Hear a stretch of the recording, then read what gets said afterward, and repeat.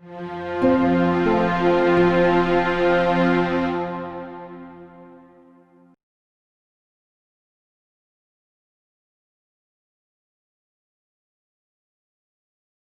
name is Karen Thompson, and I'm the Executive Director of Ask Resource Center.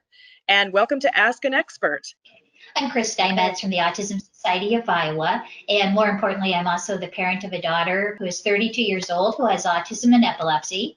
And I'm Erin Enyart, and I also have 2 children with autism. My daughter Harper is 15, and my son Gibson is 14. We're going to just go over some of the characteristics of autism, share some of our family stories, videos, and photos as examples today. And if you have questions at the end, please let us know. A quick overview of autism is that the autism spectrum disorder is a complex developmental disability that can cause significant social, communication, and behavioral challenges. People with autism spectrum disorders, otherwise sometimes known as ASD for short, may communicate, interact, behave, or learn in ways that are different from most other people. Autism spectrum disorder is a complete spectrum. Somebody can be very impacted by their autism, which would mean they may have self-injurious behaviors, may need to find a way to communicate, to someone who may be highly successful, college graduate in a professional job. And so with it being a spectrum, as you can see on the slide, no two people are alike, and trying to set up programs for each person have to be very individualized. Those with autism often have difficulties with social skills. This may include lack of eye contact. They may prefer to be alone. They may not be interested in other children, and they also a lack of social awareness and personal boundaries. One example of this is my daughter, who always sits in the same chair in the waiting room at every doctor's office that she goes to. If somebody's already sitting there, she'll stand and look at them. And if their family is there and there's just one empty chair, she'll just sit with that family and not see anything wrong with that at all. She also does a very exact same thing at church. They may not respond to his or her name. They may have the inability to interpret verbal cues or gestures, and they also may take things literally. So for instance, one of the guys that we know with autism, his mom said spring is right around the corner, and he was looking around the corner of the house trying to find spring. Individuals with autism may also repeat words, dialogues, sentences, and parts of movies to try and communicate. They may give unrelated answers to questions. They may prefer to always talk about the same topic. You'll hear often about they'll get obsessed with a certain topic. Sometimes it's superheroes, dinosaurs, sports, cars, and that'll be the one thing that they always want to talk about. May have a lack of interest in pretending, may not understand jokes or sarcasm, cannot explain what he or she wants. They may have difficulty putting their feelings together, telling people how they feel, and they may be unable to follow directions. And here's a slide coming up with my son and daughter, and they both are nonverbal. My daughter is on the slide on the left. My daughter is the one in the purple and white. They both have communication devices. These are their old communication devices. They're called AAC devices, and they use these to communicate. What they have now is similar to an iPad, a little bit smaller and lighter than what they were using here, but they're actually able to communicate in full sentences. They use these at school. The school is able to program things in for them so they can communicate with their peers and their staff. And we've actually had a lot of success, and a lot of individuals with autism have success with these kind of devices. You also may use sign language and things like that, but the problem with sign language is a lot of people don't know sign language. So this is kind of a way that they can universally communicate with everyone, regardless if they know sign language. And a lot of times families will understand what an individual would want, but other people won't. So for safety reasons, this is also a great way to facilitate communication. And for my daughter, who when she was younger, she can communicate in just 2-word sentences, but we also found out she's pretty significantly impacted by her autism, but when she was 2 years old, she taught herself how to read. And so she can read questions and answer questions. She reads at an 8th grade level with comprehension. And so I think this gives you one example of how it is a spectrum and how different things can be. An unusual interest or behaviors, a lot of people on the autism spectrum disorder show unusual attachments to toys, objects, or routines, a lot of them like cords or vacuums or fans that spin around. A lot of times they like to collect those things and like to obsess on telling you about them. They will spend time lining things up or putting things in a certain order that makes sense to them. Sometimes they will get stuck doing the same things over and over and can't move on to other things. So transitioning or trying to get them to move on is part of a program that they might need some assistance with. Line up the toys or other objects. They'll play with toys the same way every time, which also shows their lack of imagination. And they also often will flap their hands or rock their body or spin themselves in circles as a way to calm down. This is when my daughter was younger. The picture on the left shows she's very good at things that were structured. For instance, a puzzle, because every piece has its place. She, cannot and did not play with dolls or other things that normal little girls would play with. And the picture on the right shows how she's in the sandbox. She isn't playing with the toys. She's just putting the sand on herself for sensory input as a calming device, even though there were always a lot of toys because she has a brother who's just 20 months younger than her. The picture on the left, this is my son. As you can see, he loves to line things up. So this was, I think, over a Christmas or spring break, and he spent most of the break lining up toys, lining up cards that he had, and most of them are in a certain order. So every single day he would get up, he would put them in the same order, only in order that he understood. But if something was out of order, he would definitely let us know that that was not the way he wanted it.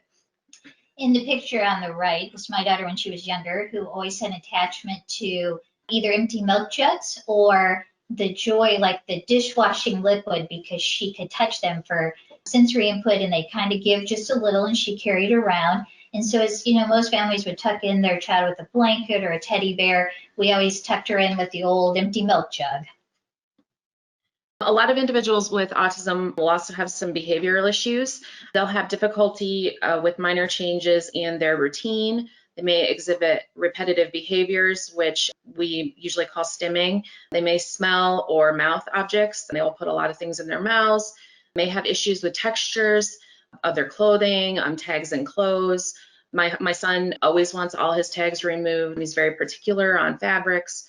May prefer certain food textures. A lot of individuals with autism have very rigid food diets, very few things they'll eat, and not really willing to try a lot of different textures.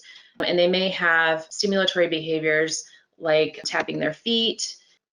And you'll see I've got some videos coming up of some stimming behavior. This is an example of, this is Christmas break, I believe. That's my son.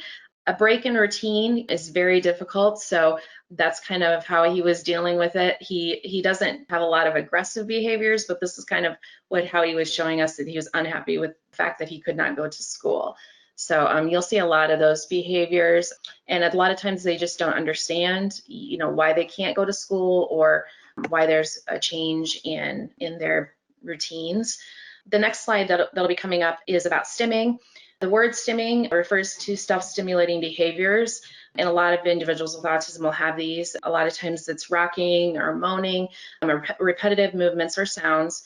Stimming helps individuals with autism self-regulate, and it should not be an eliminated behavior because it is something that helps them deal with the world around them. So here's a couple videos that I have of both my son and my daughter. Hopefully you'll be able to hear the volume here. This is my daughter. I'm not sure if you can hear the volume, but she is rocking back and forth in bed, and this is just kind of a normal thing for her to do when she's just, relaxing or trying to get relaxed, trying to get ready to go to bed.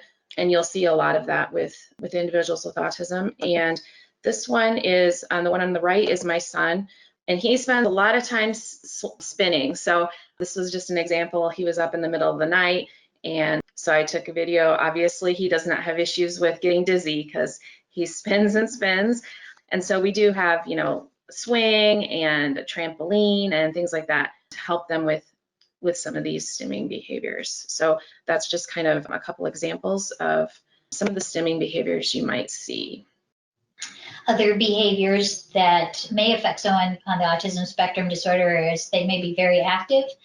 They may act without thinking, be very impulsive, a short attention span, sometimes aggression, which often is a way of trying to communicate something, causing self-injury, unusual eating and sleeping habits. Yeah, my kids, our biggest issue, I would say, at our house is sleep. Neither one of my kids sleep very well, and I would say that my son sleeps very poorly. He's usually up about 3 in the morning, and then he stays up the entire day and goes to school, and he, doesn't seem to affect him at all. But so I would say that a lot of individuals with autism have those poor sleep habits and also unusual eating, which could also be contributing to the sleep habits that, they're not getting exactly what they need to eat. But my kids have very strict texture issues with eating. They both really only eat crunchy food. They don't eat anything wet. So they have really kind of a strict repertoire of food that they'll eat. So they also will have a lack of fear or more fear than expected,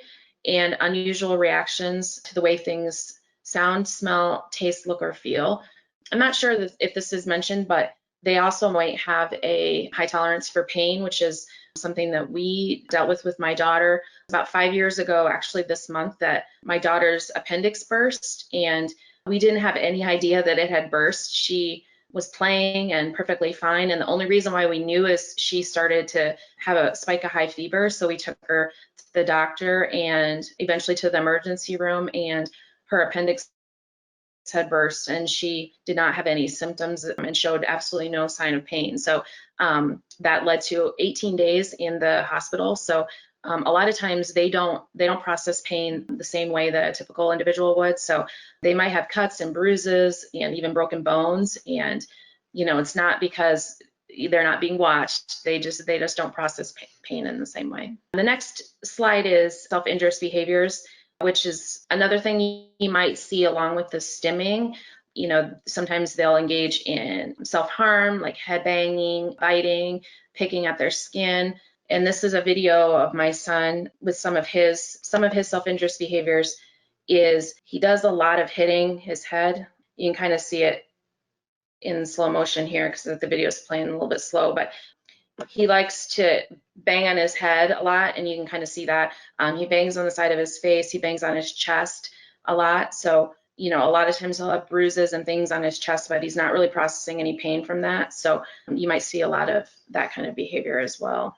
Safety can be a very big issue for those with autism, and many individuals have no real fear of dangers or an apparent insensitivity to pain. Some of the most common dangers for those with autism spectrum disorders are wandering, which is a very, very important thing to consider if you do have a child that wanders, how to react to that and to have some things in place. Pica, which is also, they will eat different things, sometimes leaves, sometimes the dirt and the ground, just metals sometimes that they will find, especially batteries has been a big issue, and then drowning and also household toxins. They are often drawn to bodies of water, and often if somebody has wandered and is lost, that is the first place where someone will look for something like that. Here are some of the safety things that we use at our home for our daughter. She actually lives in a group home, but these are some of the things. One is a form that is completely filled out that's in the glove compartment. Should she be riding in the van at the house and the driver be incapacitated and she would not be able to give them information? So all of her information is on the form in the glove compartment. In the picture on the left are a couple of things we use at our house. On top, both my children use, and my daughter wears hers all the time. My son, we're still working on him wearing his, but it has all their information, contact information, and also, says that they have nonverbal autism, that they, may run, they may wander. And then our stickers we have on the windows of their bedrooms and also on the windows in both of our vehicles. So if for some reason, my husband or I get into an accident and we are not able to communicate, the emergency responders would hopefully know that, there's an occupant in there that might not understand that they need to get out, or, they might not understand, that the van is on fire, or that, they will need assistance. So those are kind of some of the things that you can use. And then there's a couple more pictures on the next slide of some other things that Kris uses in her home. The one on the left is my daughter's shoe, which has, so shoe ID, which also has all of her information. And then on the right is also on the seat belt that shows that she has autism and epilepsy and, may not be able to respond. And so a first responder would know that right away, why she may be acting like she does. The next slide is about transitioning, and individuals with autism may have difficulty shifting their attention from one task to another. They might not understand that, part of their certain routine is over and they need to move on, or they may have difficulty leaving a part of their routine if it's not actually completed the way they would normally complete it. So this is kind of an example of what we use, which is a first then, and it's just a picture. So we might say to my daughter, first you need to work at your desk and then you can have the computer, or, first you need to do your chores and then we can watch TV. And it just kind of gives them, this is the first thing you have to do. And it gives them something to work toward, and also lets them know that, their reward is coming once they do the work that we've asked them to do. So we have a lot of those throughout our home. We also use this as kind of what we started with my son when he was younger. He earns the smiley faces that are along the bottom. So say first we want him to do a task at home, and then he can bounce on his exercise ball. So say with each 20 seconds that passes, he'll get a smiley face. So he kind of knows as he gets more smiley faces and time has passed that he's getting closer and closer to being able to use the exercise ball. So it's just a way to keep him seated, a way to keep him engaged, and to let him know what he's working toward. And we've found that has really helped. The next slide that will be coming up is about social stories. And these are another thing that you can use to kind of prepare, say you're starting a new school, say they're starting kindergarten, they haven't been to school. We use social stories at the beginning of the COVID, virus at our home to kind of tell them, this is going to be a change in our routine. So here's the social story. I'm going to a new school. My new bus will pick me up at home and take me to and from school. An adult will show me where to go. I'll have a new classroom, and my teacher will show me the schedule, and my new school is going to be a lot of fun. So, that's something you can print off and use, weeks in advance to kind of get them prepared. So, you can even personalize it with pictures of this, the student's school and their teacher, and just kind of get them prepared for what might be coming, so they're not, thrown into that, super quickly, which can, lead to some behaviors. We also use these task list strips at my house, so we can break down a task, which might be, very simple to a typical child, but for, my child and lots of individuals with autism, this is very difficult. So we have using the toilet. This is posted in, all of our bathrooms. And we also have it posted, the same version posted at school. So, it just goes through the steps for them so that they kind of can work down and start doing these things independently. My daughter has a lot of trouble. She's very adult dependent because of years of having, an adult help her with things. So we're trying to teach her, you can be independent, you can do these things on your own, just follow your schedule. And so then the one on the right is for hand washing, and we've got these posted in our bathroom as well. So this is just a way to give them some control, as well as teach independence, so they don't always have to have an adult with them, and will hopefully, help with some of those behaviors you might get with, using too much toilet paper, or flooding the bathroom, or, not using soap. Those are just things that they have to be taught, but they can do that independently with some help. So. Those with autism are almost always visual learners, so if you can show them, or you can break a task down for them in very small parts and put it together, it makes teaching that task just a lot easier. In Iowa, there are some Iowa programs. If you have a newly diagnosed child with autism, Iowa Medicaid, and also the Medicaid Home and Community-Based Services waiver, which the Department of Human Services oversees both, and it has those. You can go to their website to apply for those. And then also the Autism Support Program, which is a program that if your family qualifies financially and while you're waiting for a waiver, will help pay for behavioral therapy. And that is also through DHS. And there are different clinics throughout the state that accept the ASP program. And so that's another thing that you can look at as well. This booklet was put together. It's by the Regional Autism Program, Regional Autism Assistance Program, which was put together by the legislature and funded. And they have a panel and everybody contributed to this. And it's the first steps after diagnosis. It's also online under the University of Iowa Children's Health Specialty Clinic. And it's just a great step-by-step that tells you, what to do next, what to look for if a child needs speech therapy, if they need occupational therapy, how to set all of that up. The other wonderful part of the Regional Autism Assistance Program funding is that every child health specialty clinic has a family navigator within the clinic. And so if you need some assistance, need to meet with someone one-on-one, wherever you live in Iowa, you can go and meet with that person and help get some resources and also get a plan set up. Here are also some additional resources that, should you need them, to try to get a plan together for you, your child, or your family. There's many different things. The Great One Sesame Street has some new books and a new Muppet with Autism. Ask Resource Center is where you will want to go if you have some questions about school and you're trying to figure out what is an IEP. It's new to us. They have a lot of great resources on their website as well.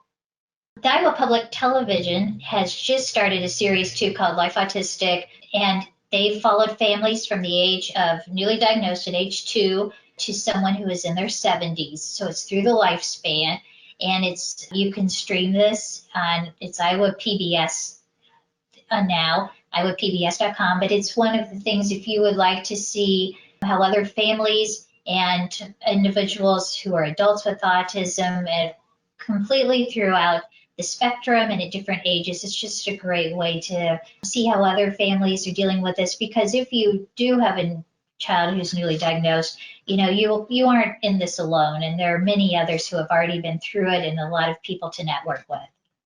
And this is just one of our favorite sayings. One of the adults with autism that we know, he just says, normal is just a drier setting, which is true for all of us. None of us are really normal. But everyone with autism is unique in their own way. And there's a saying, if you've met one person with autism, you have met one person with autism, because they are also different. But you also just have to appreciate what they bring each day. Often they're very happy, they're very willing, love to share about themselves. So I hope that if you don't have a family member, that you'll get to know someone with autism. All right. Thank you very much, you two, for sharing all of that wonderful information. We do have some questions from our audience, so I am going to grab those. First is a comment. This audience member says, I love the personal stories and photos. I think this will really help families relate and feel part of a community. Thank you. How can people purchase the safety items such as the bands and the emergency stickers for vehicles? Amazon. All right. Do they search for something specific? Seatbelt safety. Mm-hmm. And then, yes, that will all come up.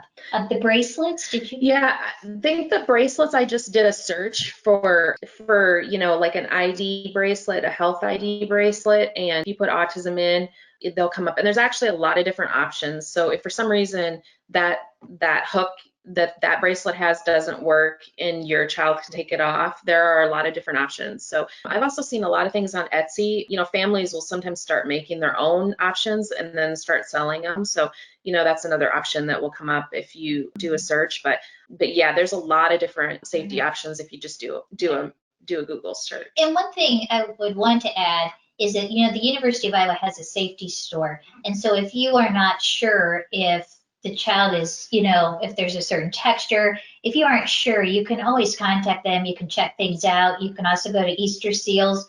They have, the same thing. So there's also a couple of options to check things out before purchasing. That the decals you can also get from the Autism Society of America. And since you probably just need enough for your cars and windows, and often people will have one on their school bus. And so those you can just purchase from them as well. Wonderful, thank you. And we have another question. What sorts of things does Autism Society of Iowa offer for families? Can you talk briefly about your conference? Yes, well, the Autism Society of Iowa offers many family opportunities. We have a lot of Splash for Autism events where families can get together and network and meet others. We also have 3 conferences a year. One is our state conference, which is an educational conference, which we have all day. This year it will be virtual, unfortunately, but in a perfect world, this would actually be our 42nd year to have the conference, and we would get together. There would be tables there at lunch for those that have newly diagnosed children so that they could start to get a community together and network with others. We also have a track for those teens and adults who have autism. We have a self-advocacy and also a high school support group that meets by Zoom. And they like to get together at that time and have lunch and go to sessions. And also they have a little social time afterwards. We also have an employment conference, which is September 11th. It deals with autism and employment in all of the different areas. And that will be virtual this year as well. And then we also have safety conferences to talk about wandering. And it's also an opportunity to keep everyone safe, but also an opportunity to train the first responders that may come in contact with someone with autism. And then, one of the other events that we have that's really important, and a lot of families get together and can get to know people from their area, is we also host the Autism Advocacy and Acceptance Day at the Iowa State Capitol. So when you go to talk to your legislature and you meet the other people who are in your district together and get to know each other, it's also a wonderful opportunity to do that as well. And this year that will be in February. Wonderful, thank you. We have a couple more questions coming in. We have a friend who received some amazing sensory bins via your family scholarship. Can you tell us briefly about what that entails? Yes, we have a family scholarship program that gives up to $250 for a family. They do need to qualify financially. And what that provides is if the child wants to go to a camp or to a class, or if you want parent training, driver's education training that is specific for those with autism, or if you need equipment, whether it be safety equipment, sensory equipment, you can just contact us. It's autism50ia@aol.com. You can just contact us and we can send you the form to apply for that. Another program that we have is we also have a grant program for existing community programs that are willing to integrate child or adult with autism. And those are due on March 1st, and then we always send them out in April, which is Autism Awareness Month as well. And so that's also a program that a lot of community camps, maybe they need to pay for extra staff for the person with autism, or maybe they need to do training ahead of time. So that's a great opportunity. And then one other thing that is really fun is we also have an essay contest, an autism essay contest for the schools. One is essay about what it means to have autism for those that are on the spectrum, and the other is what it means to have a classmate. And there's different grade levels and prizes. You get gift cards to Barnes & Noble and certificate, but it's been really exciting to read what others write about the classmate or friend with autism, and then also what those with autism share with others if they would like them to know. Wonderful, thank you. And it looks like our final question right now is there a cost for families of children with autism to attend your conferences and events? Everyone with autism attends everything free. Like the Splash for Autism, and those events are free. The conference we do have, there is a cost because breakfast and lunch is provided, but we also provide parent scholarships for that as well. So family scholarships, I should say, not just parents, but whoever may be the guardian. And so we always accept applications and accept and give many scholarships for the conferences as well. So if cost is ever a barrier for any program that we have, just contact us. Thank you very much for sharing with us today, both of you. Yeah, thanks for having us. Yeah, thank you. We appreciate you joining us, and that wraps this episode of Ask an Expert. Thanks, everybody. Have a great day.